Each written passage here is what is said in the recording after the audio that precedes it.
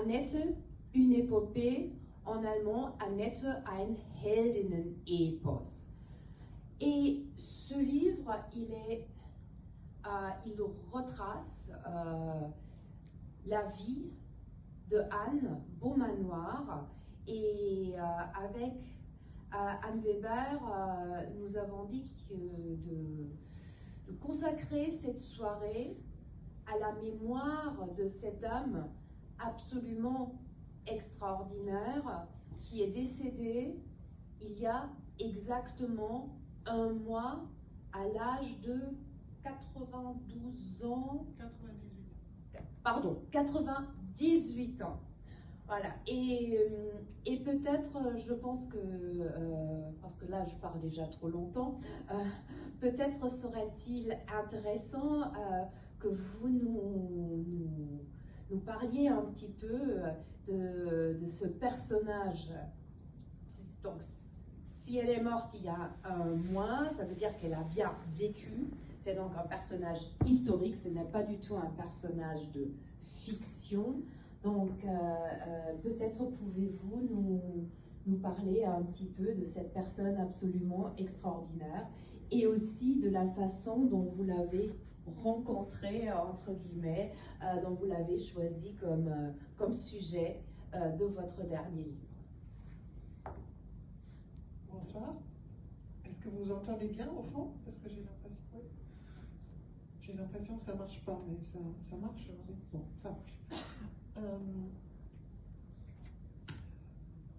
Oui, alors Anne Beaumanoir, je l'ai rencontrée il y a quelques années, tout à fait par hasard, alors que j'étais invitée dans le sud de la France, à Dieu-le-Fit, dans la Drôme, à un petit festival de films documentaires.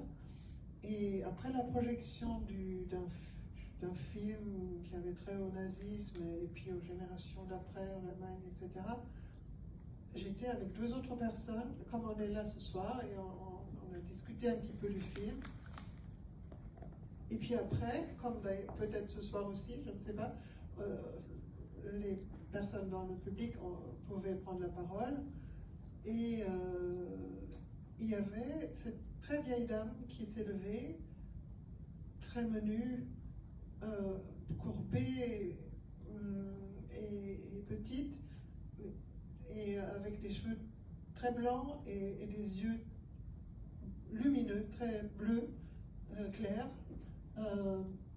Qui